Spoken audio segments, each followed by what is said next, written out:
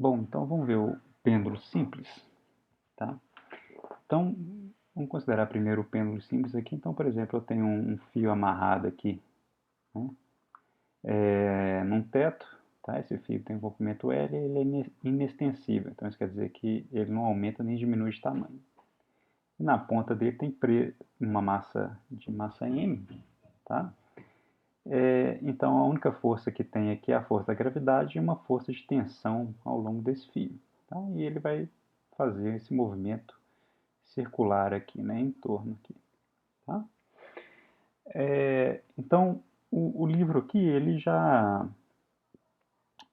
vai direto ao ponto, tá? Calculando o movimento dessa massa M em torno desse ângulo θ. Eu vou fazer aqui mais pelo um pouco diferente, tá? Usando coordenadas polares para resolver esse do pêndulo, para a gente ver a importância de, em determinados problemas, a gente poder mudar o sistema de coordenadas para facilitar a resolução do problema. Tá? Então, talvez vai ser mais detalhado do que está no livro. Tá bem?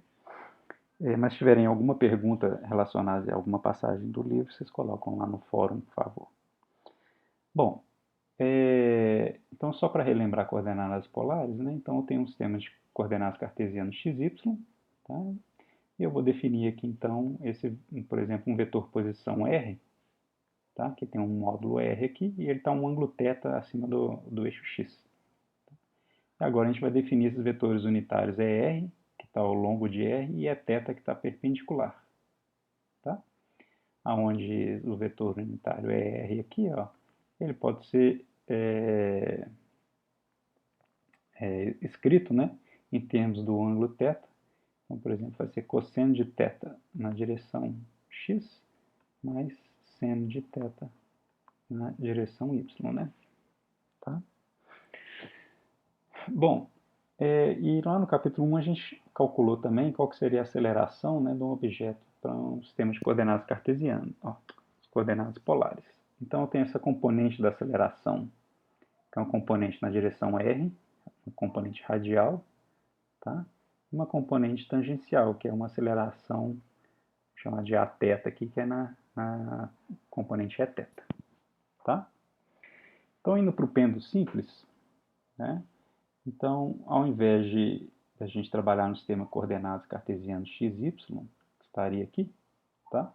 Eu vou, então, mudar para o sistema de coordenadas polares, tá? Então, vou escrever aqui que eu vou ter, então, o vetor ER, que está nessa direção, tá? Na mesma direção, né, dessa direção aqui do raio desse círculo, tá? E o vetor Eθ está aqui perpendicular a ele. Tá? Então, se eu pegar essa massa M que está aqui, então ela vai ter essa componente ER, que é essa componente radial, e essa direção tangencial, que é tangente a essa curva aqui. Tá? Bom, então primeira coisa aqui, vamos decompor essa força do peso. Tá? Então eu tenho a massa M, tá? Então ela está presa aqui nesse fio L, tá? Então eu tenho uma força de tensão aqui, né? Nesse fio, uma tensão aqui, e eu tenho então esse peso que está para cá, tá? Esse peso aqui, mg, tá? Então vamos decompor a força aqui, ó. Então nessa direção, então só desenhando o pêndulo aqui de novo. Então aqui está o teto, tá? A gente definiu aqui esse ângulo θ aqui, né? Então então esse aqui é ao longo do raio R, então esse ângulo aqui também é um ângulo θ, tá? Então eu vou ter uma força que eu vou chamar aqui uma componente do peso Pθ nessa direção e uma componente do peso PR nessa direção aqui, tá? Ao longo do raio R ou então ao longo da tangente θ. Tá? Então, só transladando esse vetor para cá, ó, que é o PR, ó, desculpa, esse aqui é o Pθ, né? Esse vetor, e o PR é esse, que tem um ângulo de 90 graus. Então, eu posso escrever que Pθ, né, vai ser o módulo desse vetor aqui, mg vezes seno de θ. E PR, por sua vez, vai ser mg cosseno de θ. Tá? Bom, então a gente vai ter em coordenadas polares que a massa vezes a aceleração é igual à somatória das forças. Então, eu tenho uma força na direção R, eu tenho uma força PR, mais eu tenho uma força de tensão T, tá? Na direção ER. Então, aqui, essa tensão aqui ela é negativa, tá? Porque eu defini aqui que o meu vetor é R, né, tem sentido positivo nesta direção aqui. Tá? Então, a tensão está contrária a ele, então, um sinal de menos. Tá? Mas, agora as forças na direção θ. Então, a força na direção θ é o peso Pθ. Tá? Na direção é θ. Tá? E, novamente, a gente, né, definiu que o sentido positivo de Eθ, né, só para ficar igual à definição de coordenadas polares, está nessa direção aqui. Isso aqui é o Eθ. Né? Então, quer dizer, o peso aqui está na direção contrária a Eθ. Então, é menos Pθ na direção θ. Então, a gente vai ter que massa vezes a aceleração. Tá? Então, vou ter já vamos decompor aqui, tá? Então, vamos decompor na direção radial. Então, massa vezes aceleração na direção radial é igual a R dois pontos menos R θ ponto ao quadrado é igual a força PR, que é mg cosseno de θ menos a tensão, tá? E na direção θ é massa vezes R θ dois pontos mais 2R ponto θ ponto. Né? Isso aqui é igual a menos mg seno de θ.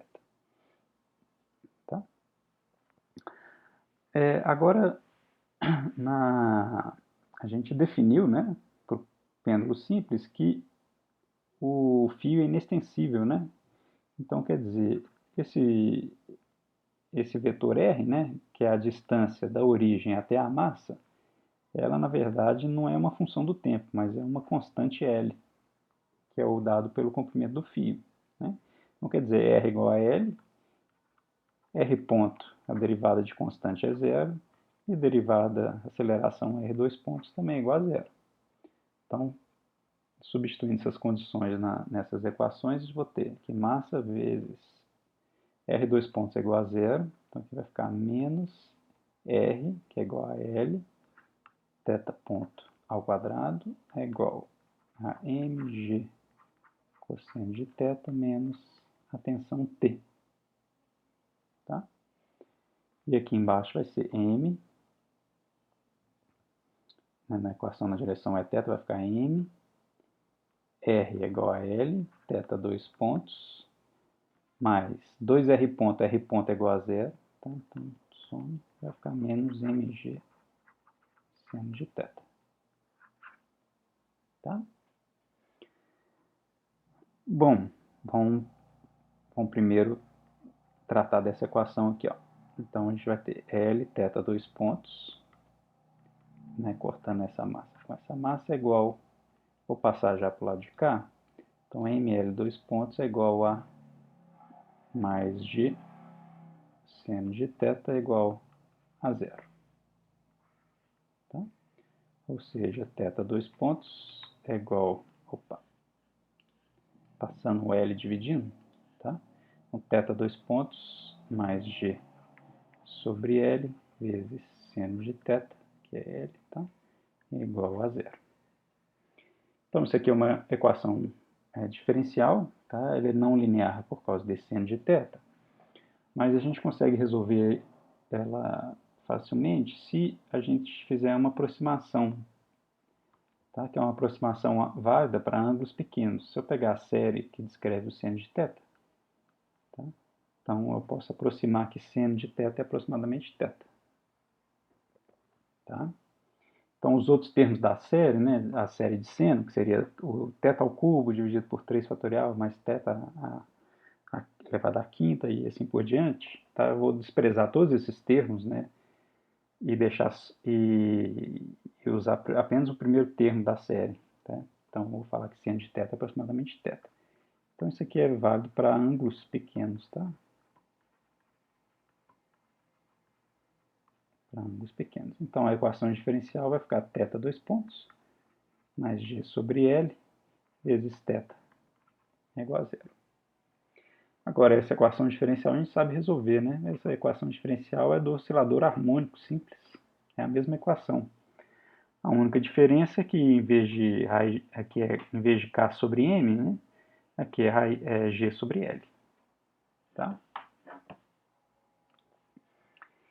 Então, a solução dessa equação diferencial é θ de t é igual a uma amplitude, θ0, vezes cosseno de ômega t, mais uma fase φ. Tá? Onde a frequência angular ômega é raiz, né, de G sobre L. Tá? Ou seja, o período do pêndulo é igual a 1 sobre 2π, raiz de L sobre G. Então, depende do comprimento do pêndulo e depende da aceleração da gravidade.